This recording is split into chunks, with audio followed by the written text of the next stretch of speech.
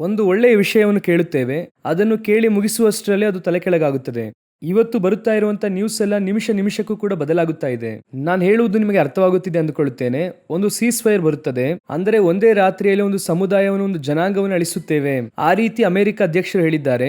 ದಿಢೀರ್ ಎಂಬುದಾಗಿ ಒಂದು 3 ಗಂಟೆಯಲ್ಲಿ ಸೀಸ್ ಫೈರ್ ಬಂತು, ಎಲ್ಲ ಬದಲಾಯಿತು ಅಂತ ಹೇಳಿದ್ರು. ಸೊ ಎಲ್ಲವೂ ಹಾಗೆ ಉಸಿರು ಬಿಟ್ಟು ಎಳೆಯುವಷ್ಟರಲ್ಲಿ ನೆಕ್ಸ್ಟ್ ಲೆಬನಾನ್ ಮೇಲೆ ಗುಂಡನ್ನು ಇಸ್ರೇಲ್ ಹಾಕಿ ಒಂದು 250 ಜನ ಅದರಲ್ಲಿ ಸತ್ತರು. ಪುನಃ ಆ ಒಂದು ಗಾಬರಿ ಉಂಟಾಗಿದೆ.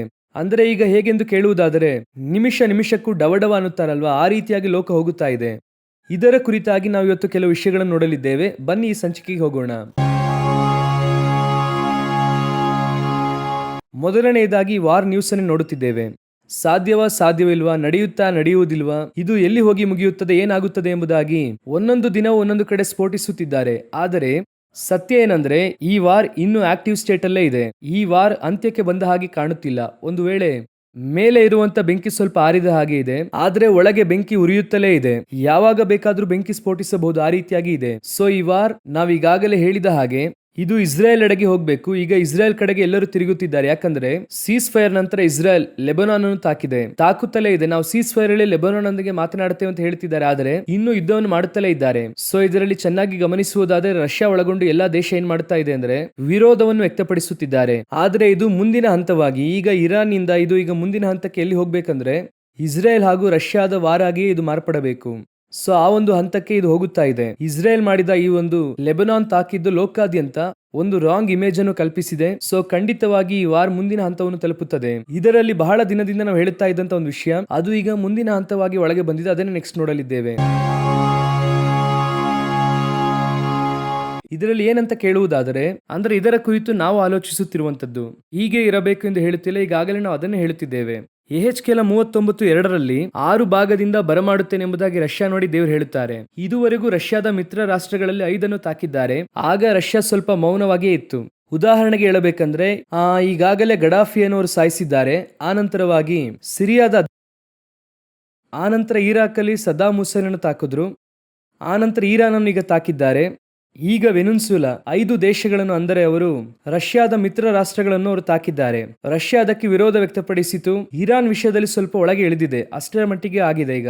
ಆದರೆ ಅಲ್ಲಿ 6 ಭಾಗಗಳೆಂಬುದಾಗಿ ಇದೆಯಲ್ಲ, ನಾವು ಅಧಿಕ ಎದುರು ನೋಡಿದ್ದು 2 ದೇಶಗಳಲ್ಲಿ ಯಾವ್ದಾದ್ರು ಒಂದು ಎಂಬುದಾಗಿ. ಒಂದು ಕ್ಯೂಬಾ ಆಗಿರಬೇಕು, ಇಲ್ಲಾಂದ್ರೆ ಟರ್ಕಿ ಆಗಿರಬೇಕು. ಯಾಕಂದ್ರೆ ಟರ್ಕಿನೇ ಎಹೆಚ್ಕೆಲ 38:6 ಇದೆ, ತೊಗರ್ಮ ವಂಶದವರು ಎಂಬುದಾಗಿ. ಸೊ ಟರ್ಕಿ ಎಂಬುದಾಗಿ ನೋಡಿದ್ವಿ. ಆದ್ರೆ ಟರ್ಕಿ ನ್ಯಾಟೋ ದೇಶಗಳಲ್ಲಿದೆ. ನ್ಯಾಟೋ ದೇಶಗಳು ರಷ್ಯಾಗೆ ವಿರೋಧವಾಗಿ ಇದೆ. ಸೊ ಈ ರೀತಿಯಾಗಿ ಕಾನ್ಸೆಪ್ಟ್ ಇರುವಾಗ ಹೇಗೆ ಟರ್ಕಿ ರಷ್ಯಾದೊಂದಿಗೆ ಸೇರುತ್ತದೆ ಎಂಬುದಾಗಿ ಯೋಚನೆ ಮಾಡುವಾಗ, ರಷ್ಯಾ ಹಾಗೂ ಟರ್ಕಿಗೆ ಈಗಾಗಲೇ ಒಳ್ಳೆಯ ಒಪ್ಪಂದ ಇದೆ. ಆದರೆ ಹೇಗೆ ಬಂದು ಸೇರುತ್ತದೆ ಎಂಬುದಾಗಿ ನೋಡುವಾಗ, ರೀಸೆಂಟ್ ಆಗಿ ಈಗ ಇಸ್ರಾಯೇಲಿನ ಗುಪ್ತಚಾರ ಇಲಾಖೆ ಒಂದು ಕಾರ್ಯವನ್ನು ಹೇಳಿದ್ದಾರೆ. ಇರಾನ್ ಅನ್ನು ತಾಕಿ ಮುಗಿಸಿದ ಮೇಲೆ ನೆಕ್ಸ್ಟ್ ಇಸ್ರಾಯೇಲ್ಗೆ ಥ್ರೆಟ್ ಆಗಿ ಇರುವಂತದ್ದು ಟರ್ಕಿನೇ. ಅಮೆರಿಕ ಟರ್ಕಿಯನ್ನು ಕೂಡ ಈ ರೀತಿಯಾಗಿ ಏನಾದ್ರೂ ಮಾಡಬೇಕೆಂಬುದಾಗಿ ಡೈರೆಕ್ಟ್ ಸ್ಟೇಟ್ಮೆಂಟ್ ಕೊಟ್ಟಿದ್ದಾರೆ.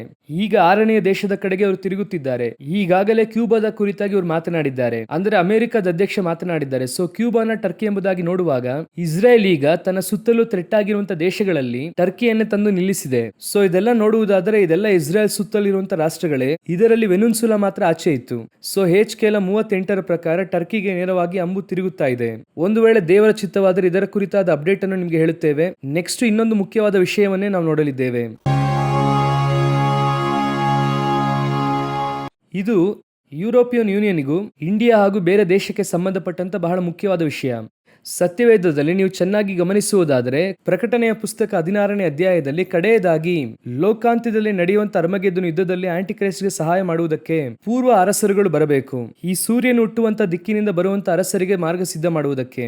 ಅದರಲ್ಲಿ ನಾವು ಸ್ಪಷ್ಟವಾಗಿ ನೋಡುತ್ತೇವೆ, ಚೀನಾ ಹಾಗೂ ಇಂಡಿಯಾ ಅಂತಹ ದೇಶಗಳು ಅದರಲ್ಲಿ ಇರಬೇಕು, ಆ ಕಡೆಯಿಂದ ಬರಬೇಕು ಅಂದರೆ ಎಂಬುದಾಗಿ ನಾವು ನೋಡಿದ್ವಿ. ಅಂದರೆ ಬೈಬಲ್ ನಲ್ಲಿ ಬರೆಯಲ್ಪಟ್ಟಿದೆ. ಅದರ ಪ್ರಕಾರ ನೋಡಿದ್ರೆ ಈಗ ಇರುವಂತ ಯುರೋಪಿಯನ್ ಯೂನಿಯನ್ ನೆಕ್ಸ್ಟ್ ಏರಿ ಬರುವಂತ ಮೃಗ ಪ್ರಕಟಣೆ 13:1. ಅವರೀಗ ಸ್ವಲ್ಪವಾಗಿ ಒಪ್ಪಂದವನ್ನು ಆಸ್ಟ್ರಿಯಾ ಇಂಡಿಯಾದ ಮೇಲೆಲ್ಲ ಚೀನಾದೊಂದಿಗೆ ಮಾಡಿಕೊಳ್ಳಲಿದ್ದಾರೆ. ಅದರಲ್ಲಿ ಆಸ್ಟ್ರಿಯಾ ಇಂಡಿಯಾದೊಂದಿಗೆ ಮಾಡಿದ್ದಾರೆ, ತಡೆಯಿಲ್ಲದ ಒಪ್ಪಂದ ಮಾಡಿದ್ದಾರೆ. ಸೊ ಇದೆಲ್ಲ ನಾವು ಈಗಾಗಲೇ ನೋಡಿದಂತ ವಿಷಯವೇ.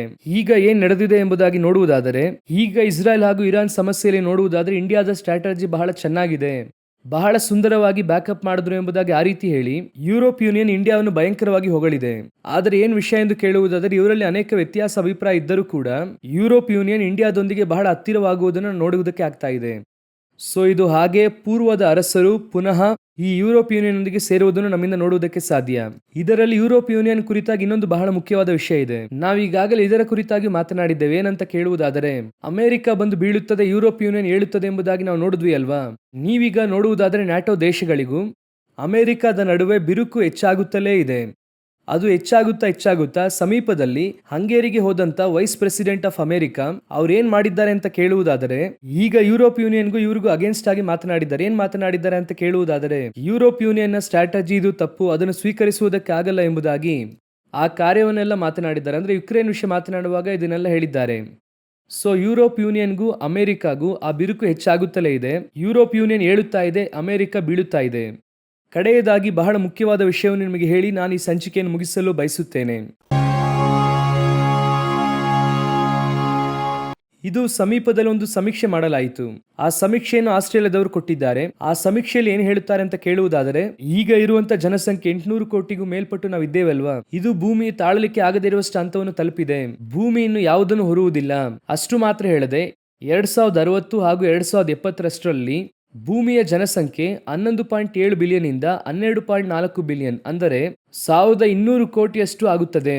ಸೊ ಇದನ್ನು ಭೂಮಿ ಸಹಿಸುವುದಕ್ಕೆ ಆಗುವುದಿಲ್ಲ. ಭೂಮಿ ಈಗಾಗಲೇ ನಾಶವಾಗುವಂತ ಹಂತದಲ್ಲಿ ಇದೆ. ಜನರ ಜನಸಂಖ್ಯೆ ಅಷ್ಟರ ಮಟ್ಟಿಗೆ ಹೆಚ್ಚಾಗಿದೆ. ಅವರು ಎಲ್ಲದರಿಂದ ಹೇಳುತ್ತಾರೆ, ಕ್ಲೈಮೇಟ್ ನಿಂದ ಹಿಡಿದು ಉದ್ಯೋಗ ಅವಕಾಶದಿಂದ, ವಸ್ತುಗಳ ಪೂರೈಕೆಯಿಂದ, ನೀರಿನ ಪರಿಸ್ಥಿತಿಯಿಂದ ಹಿಡಿದು ಈಗ ಭೂಮಿ ದಿವಾಳಿ ಆಗುವಂತ ಹಂತದಲ್ಲಿದೆ. ಸೊ ಅವರು ಬರೆದಿದ್ದಾರೆ, ಸಮೀಕ್ಷೆಯಲ್ಲಿ ಎಲ್ಲವನ್ನು ಕೂಡ ಬರೆದಿದ್ದಾರೆ. ಇವರು ಲಿಟರಲ್ ಆಗಿ ಏನ್ ಹೇಳುವುದಕ್ಕೆ ಬರುತ್ತಿದ್ದಾರೆ ಅಂದ್ರೆ, ಒಂದು ಬಹಳ ಮುಖ್ಯವಾದ ವಿಷಯವನ್ನು, ಆಪತ್ತಾದ ವಿಷಯವನ್ನು ಪರೋಕ್ಷವಾಗಿ ಹೇಳುತ್ತಿದ್ದಾರೆ. ಈ ಜನಸಂಖ್ಯೆಯನ್ನು ಇಮಿಡಿಯೇಟ್ ಆಗಿ ಕಡಿಮೆ ಮಾಡಿ ಎಂಬುದಾಗಿ ಹೇಳುತ್ತಿದ್ದಾರೆ. ಅದೇ ಬಹಳ ಮುಖ್ಯವಾದ ವಿಷಯ. ಏನ್ ಹೇಳುವುದಕ್ಕೆ ಬರುತ್ತಿದ್ದಾರೆ ಅಂದ್ರೆ, ಈ ಜನಸಂಖ್ಯೆ ಬಹಳ ಸಪ್ರೆಸ್ ಮಾಡುತ್ತಿದೆ, ಇದನ್ನು ಕಡಿಮೆ ಮಾಡಬೇಕೆಂಬುದಾಗಿ ಅವರು ಹೇಳುತ್ತಿದ್ದಾರೆ. 2030 ಡಿಪಾಪ್ಯುಲೇಷನ್ ಮಾಡುತ್ತಾರೆ ಎಂಬುದಾಗಿ ನಾವು ಅನೇಕ ವಿಡಿಯೋಸ್ ಅಲ್ಲಿ ಹೇಳಿರುವುದನ್ನು ಕೇಳಿದ್ದೇವೆ. ನಾವು ಅದರ ಕುರಿತು ಮಾತನಾಡಿದ್ದೇವೆ. ಈಗ ಅವ್ರು ಏನ್ ಹೇಳಿದ್ದಾರೆ ಅಂದ್ರೆ, ಮುಂದೆ ಈ 1200 ಕೋಟಿ ಜನರು ಎನ್ನುವಂಥದ್ದು ಮುಂದಿನ ಒಂದು 25-30 ವರ್ಷದಲ್ಲಿ ಒಂದು 250 ಕೋಟಿ ಜನಸಂಖ್ಯೆ ಹೆಚ್ಚಾಗುತ್ತದೆ. ಆ ರೀತಿ ಅವರು ಹೇಳುತ್ತಿದ್ದಾರೆ. ಸೊ ಅವರು ಆ 250 ಕೋಟಿ ಎನ್ನುವಂಥದ್ದನ್ನು ಬಹಳ ಮುಖ್ಯವಾಗಿ ಮೆನ್ಷನ್ ಮಾಡುತ್ತಿದ್ದಾರೆ. ಭೂಮಿ ತಾಳುವುದಿಲ್ಲ. ಈಗಿನ ಪರಿಸ್ಥಿತಿಯಲ್ಲಿ ಅದು ಉಚ್ಚಘಟ್ಟದಲ್ಲಿದೆ. 250 ಕೋಟಿ ಜನರನ್ನು ತಾಳುವುದಿಲ್ಲ. ಸೊ ಅವರು ಆ 250 ಕೋಟಿ ಜನರನ್ನು ಕಡಿಮೆ ಮಾಡುವಂತಹ ಪ್ಲಾನ್. ನೆಕ್ಸ್ಟ್ ನಾವು ಏನ್ ಮಾಡಬೇಕೆಂಬುದಾಗಿ ಇದು ಪ್ರಕಟಣೆ 6-8 ಹಾಗೆ ಪರ್ಫೆಕ್ಟ್ ಆಗಿ ಕೊಂಡೊಯ್ಯುತ್ತಿದೆ. ಭೂಮಿಯಲ್ಲಿ ಕಾಲು ಭಾಗದಲ್ಲಿರುವವರನ್ನು ಕೊಲ್ಲುವುದಕ್ಕೆ ಅವನಿಗೆ ಅಧಿಕಾರವು ಕೊಡಲ್ಪಟ್ಟಿತು. ಇವತ್ತಿನ ಲೆವೆಲ್ ಅಲ್ಲಿ ಕಾಲು ಭಾಗ ಅಂದ್ರೆ 200 ಕೋಟಿ. ಇದು ಬೈಬಲ್ ಅಲ್ಲಿ ಬರೆದಿದ್ದು 1900 ವರ್ಷಗಳ ಹಿಂದೆ. ಅದಕ್ಕೆ ಹೋಲುವಂತ ಕಾರ್ಯವನ್ನು ಅವರು ಇವತ್ತು ಮಾತನಾಡಿದ್ದಾರೆ. ಸೊ ಅಂತಹ ಕಾರ್ಯಗಳನ್ನು ಮಾಡುವುದಕ್ಕೆ ಹೇಳುತ್ತಿದ್ದಾರೆ. ಅದಕ್ಕಾಗಿರುವಂತಹ ಆಕ್ಷನ್ ಬಹಳ ವೇಗವಾಗಿ ತೆಗೆದುಕೊಳ್ಳಬೇಕೆಂಬುದಾಗಿ ಹೇಳುತ್ತಿದ್ದಾರೆ. ಅವರು ಏನು ಮಾಡುತ್ತಾರೆ, ಹೇಗೆ ಮಾಡುತ್ತಾರೆ ಎಂಬುದಾಗಿ ಅನೇಕ ಸಂದೇಶಗಳಲ್ಲಿ ನಾವು ನಿಮಗೆ ಹೇಳಿದ್ದೇವೆ. ಈಗ ಅದಕ್ಕಾಗಿರುವಂತಹ ಬಹಳ ಮುಖ್ಯವಾದ ವಿಷಯವನ್ನು ಅವರು ಮಾಡುವುದಕ್ಕೆ ಆರಂಭಿಸಿದ್ದಾರೆ. ಕರ್ತನ ಚಿತ್ತವಾದರೆ, ದೇವರ ಬರೋಣ ತಡವಾದರೆ ಇನ್ನೊಂದು ಸಂಚಿಕೆಯಲ್ಲಿ ನಿಮ್ಮನ್ನು ಸಂಧಿಸುತ್ತೇವೆ. ನಮ್ಮ ಸೇವೆಗಳಿಗೋಸ್ಕರ ಪ್ರಾರ್ಥಿಸಿಕೊಳ್ಳಿರಿ. ಇದೇ ಕಾರ್ಯಕ್ರಮ YTVಯಲ್ಲಿ ಬರುತ್ತಿದೆ, ಅದರಲ್ಲೂ ನೋಡಿರಿ. God bless you.